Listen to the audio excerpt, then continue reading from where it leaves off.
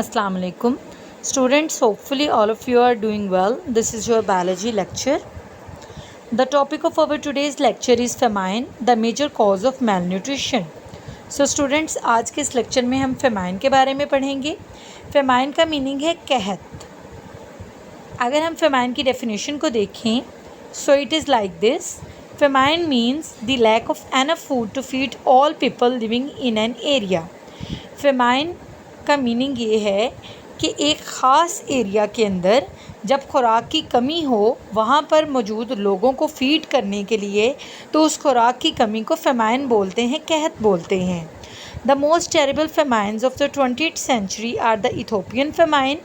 अगर हम फेमाइन की एग्जांपल्स की बात करें तो फर्स्ट एग्जांपल जो हम यहाँ पर स्टडी करेंगे वो है इथोपियन फेमाइन की, जो कि 1983 से 85 तक आया.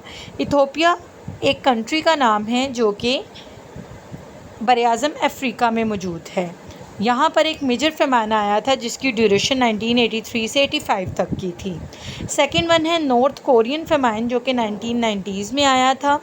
अगर हम फेमाइन की कॉजेज़ की बात करें तो major causes of famine are unequal distribution of food, drought, flooding और इंक्रीजिंग पॉपुलेशन. सो स्टूडेंट्स, यहाँ पर एक इंटरेस्टिंग इन्फॉर्मेशन है, उसको भी पढ़ेंगे. फेमाइंस में ऑल्सो भी due to the problems created by humans.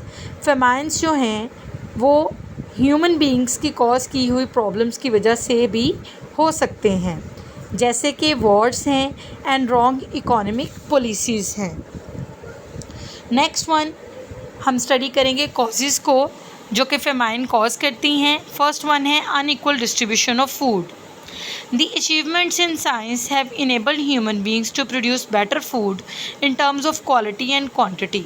तो यहाँ पे वो ये बता रहा है कि साइंस जो है उसने बहुत ज़्यादा तरक्की की है, जिसकी वजह से ह्यूमन बीइंग्स जो हैं वो बहुत आला क्वालिटी की और ज़्यादा क्वांटिटी में फ़ूड की प्रोडक्शन करवा सकते हैं. Today the agricultural practices produces more than enough food.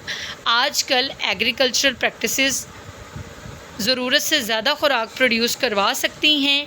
That can be supplied to everyone on the earth, जो कि अर्थ पर मौजूद तमाम जानदारों को सप्लाई की जा सकती है. But due to political and administrative problems, लेकिन पॉलिटिकल और एडमिनिस्ट्रेटिव प्रॉब्लम्स की वजह से मीन सियासी और इंतज़ामी मसाइल की वजह से food is not equally distributed to different regions of the world.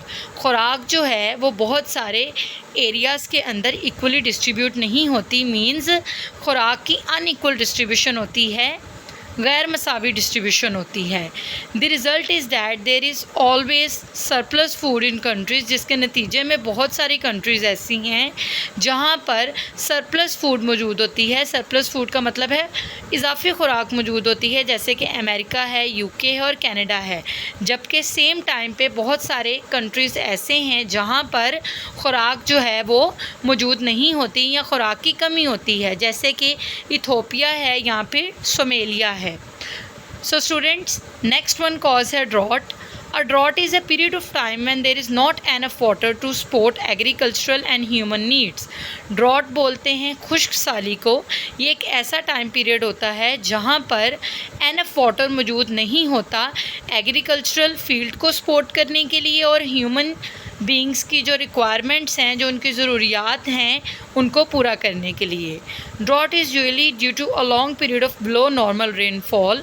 Drought जो है वो कॉज होता है रेनफॉल का लेवल कम होने की वजह से. ड्रॉट डिक्रीज और even stop the crop yields and it results in famine. Drought की कंडीशन जो है वो क्रॉप यील्ड्स को मींस जो फसलें हैं उनकी पैदावार को कम भी कर सकती है और उसको रोक भी सकती है, जिसके नतीजे में फेमाइन जो हैं वो कॉज होते हैं, मींस कहत कॉज होता है.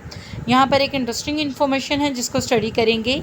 The world food programme WFP is the food aid branch of the United Nation. United Nation के अंदर एक फूड एड ब्रांच है जिसका नाम है world food programme. It is the world's largest agency. ये दुनिया की सबसे बड़ी एजेंसी है जो कि फ़ूड प्रोवाइड करती है मोर देन 90 मिलियन पीपल को इन 80 कंट्रीज़। सो स्टूडेंट्स, इस इंटरेस्टिंग इन्फॉर्मेशन को आप MCQ वाइज याद रखेंगे और इस पूरे के पूरे लेक्चर को अच्छे से अंडरस्टैंड करेंगे, लर्न करेंगे एंड देन इसको राइट डाउन करेंगे। ओके जी, अल्लाह हाफिज़।